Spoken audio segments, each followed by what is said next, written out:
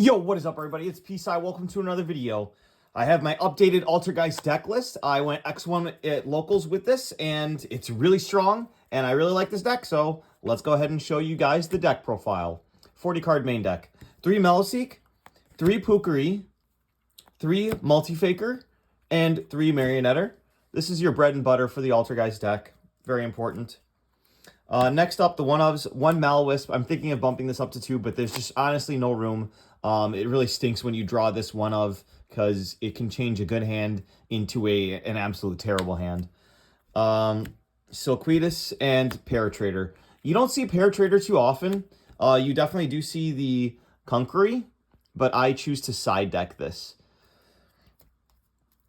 Paratrader is just really good. It's an extra level 1 that can come up sometimes, but its effect when sent from field to graveyard is to send from deck to grave.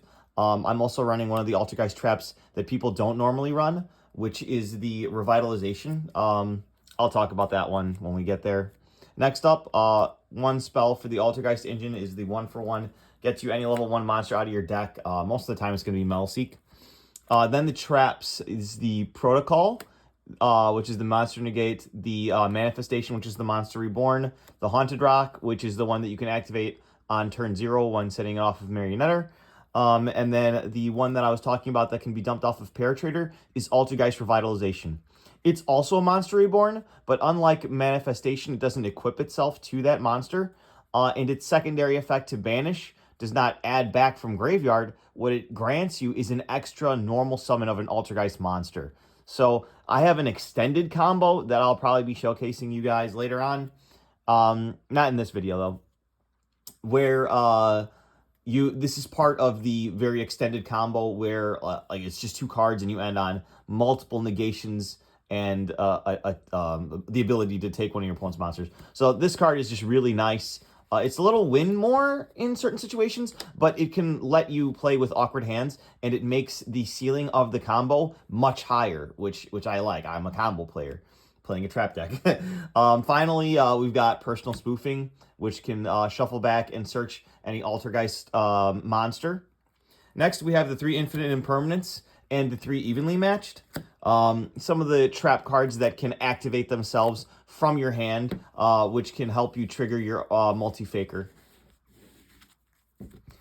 So that's mainly the Altergeist engine, and yes, I do consider Imperm and Evenly Altergeist. But yeah, next up is the going second cards. And then also cards that can make your turn 1 board really powerful too. So Fenrir is just a menace.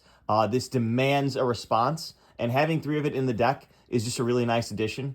Also, it can help you protect your plays. Fenrir, being a level 7, can let you synchro summon with Malwisp in order to make a Baron de Fleur, which is something really strong, and I really like it. Next up, for going second, Forbidden Droplet. You know, this is just... I want to evenly droplet my opponent because it's just really funny. But in all seriousness, this is just a really strong card for you to be able to invalidate your opponent's board and begin to do your combo, because your opponent's not coming back from your combo. So those are just some more going second cards. I opted not to play like the hand trap build, which is whatever, but I like the way that it goes. Next up, we do play an Illusion of Chaos and a Magician's Souls. This puts an extra level 1 body on board. You can synchro summon your Malwisp to make the, what's it called? Herald of Arclight. But the real reason that you wanted to have this is more consistency. You're not always going to draw 2 Altergeist monsters that you need in order to full combo, but you are going to sometimes draw a dead Evenly or a dead Imperm or another dead spell or trap. What you can do with that is use it to draw other cards.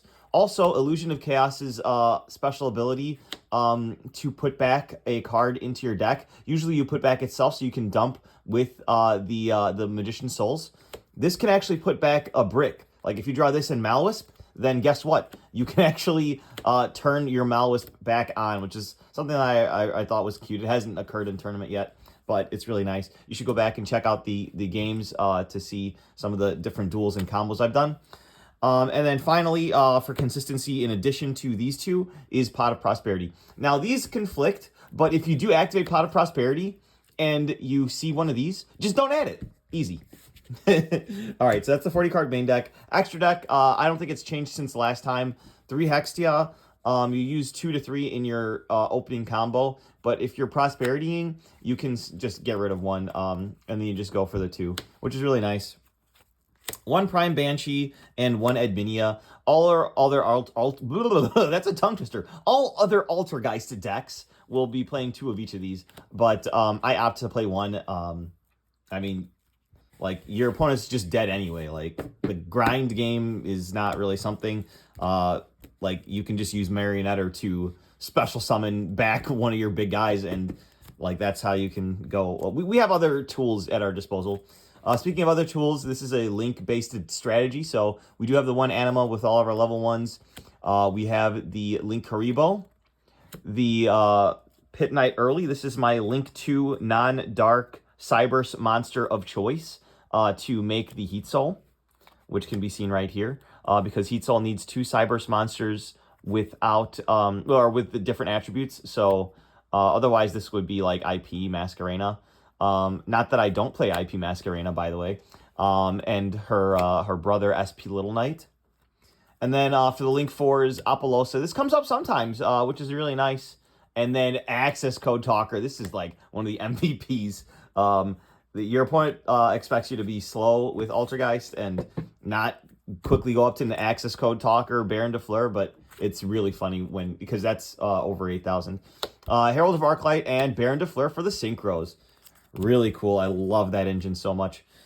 Finally, the side deck. So, I wanted Kunkery somewhere on my deck list because its field effect is pretty cool. You get to target, negate something, and while they're both on the field, it's negated. But its negate attack effect is really strong. And I find myself wanting to bring this in for games 2 and 3. It's just the math didn't work out for main decking it. And I don't know, like, if I'm incorrect on that, but I'm willing to learn, so tell me in the comments what you think about Kunkery. But people usually don't play Paratrader, and they do play Kunkery, so I wonder if that would be a good swap out. But when I have my combo video out, I'll show you guys how useful Paratrader and the, what's it called, the Revitalization can be in the deck. Next up, 3 Droll and Lockbird. Like I said, I wanted to do a board breaker type of deck, since evenly matched and imperm works so well with the multi-faker. I decided that I didn't want a mix of hand traps and board breakers, but the hand traps that are extremely powerful, like probably Nibiru or the turn ender Droll and Lockbird for certain strategies, are good. I opted not to play Nibiru though, because it's very impactful for some decks, but it's just, I feel like Droll is just more impactful, and that's just my opinion. You guys can disagree, but I just think that having the Droll and Lockbird in the side to be able to bring in to combo decks that just add like a ton, like this is just a really strong card, that a really good option for you.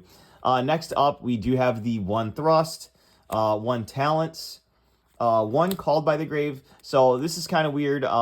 If you're going second into like one of those Snake Eye boards, this can hit the Princess. If you know your opponent's going to put in a bunch of hand traps, if they're thinking like me and they're going to be putting in their Droll and Lockbirds, this deck adds a couple times. So like this is coming in for sure in games like 2 and 3 basically. Monster Reborn, this is just something that I saw in some other Altergeist lists that I thought was kind of cute. Since this is like a Link combo deck based strategy, and you just need more Link fodder and Link material, this functions as 2 different types of utility, because you can use it during your combo or going second. This acts like another copy of Called by the Grave. Just Monster Reborn their Princess, and then you don't have to deal with it anymore, as long as you keep it on the field, of course. But if they don't have a way to pop it or get rid of it or whatever, like they can IP into SP and banish it, but that just means that you don't have to deal with it anymore. This just can invalidate their board. It's a shame that this is at 1, but I thought it was pretty cool. I do have a Lost Art, but I was like, I want to play the Secret. This is the Monster Reborn art that I grew up with when I was a kid playing Yu-Gi-Oh! And then finally, the Harpy's Feather Duster. I recently got an ultimate rare, so I'm gonna have to say goodbye to this like weird Shatterfoil thing. But it's just a thrust target that you can search and just pop your opponent's back row to just make things easier. Simplifying the game state is what these control decks are about. But this is kind of like mid-range now since you do a combo or whatever. But yeah, I just think that Harpy's Feather Duster is just really nice at just making it easier, although Altergeist can usually play around that because its in-engine effects are just so insane. But yeah, just one of that. Next up, this is 2 copies of Typhoon. So this is another card that you can activate from your hand. There's a lot of decks that are just using a bunch of spells and traps, and if your opponent controls 2 or more spells and traps and you control 0, then you can activate this from your hand. So this can trigger your Multi-Faker if you draw it as the 6th card or on turn 0 when your opponent's going first, which is really cool as well. You can just start off with Typhoon, and then just pop their face-up Speller Trap. So this also outs Floodgates. I opted to play the Typhoon instead of like Lightning Storm, for example, because what I would be really worried about is essentially Floodgates anyway. And if my opponent like starts their turn and they flip up anti-spell and I've got a spell heavy hand, I can use this Typhoon directly from my hand and then pop it, and I don't have to, I guess, waste 1,000 life points for Cosmic Cyclone. Let me know what you guys think about Typhoon. Anyway, I don't know why I was never playing this, but Rivalry is crazy, and if you know you're going up against a deck that loses to Rivalry, put it in. If you draw it, you draw it. I mean, sometimes Floodgates can be used to your advantage. I did cut Solemn Judgment, but I kept Solemn Strike. This card is just absolutely crazy. I mean, like, it speaks for itself. Just Solemn Strike. You can negate a summon, or you can negate a monster effect and destroy it at the cost of just 1,500 life points. And unless they have their own Judgment set or Red Reboot, rest in peace, they're not stopping this. So it just, if they funnel all of their advantage into one card, you just Solemn Strike it. It's so amazing. But yeah, hopefully you guys enjoyed the video. I think I'm going to take this to locals again today. And then hopefully you guys can see the duels after I play. But yeah, subscribe for more, and we'll see you guys in the next one. Bye.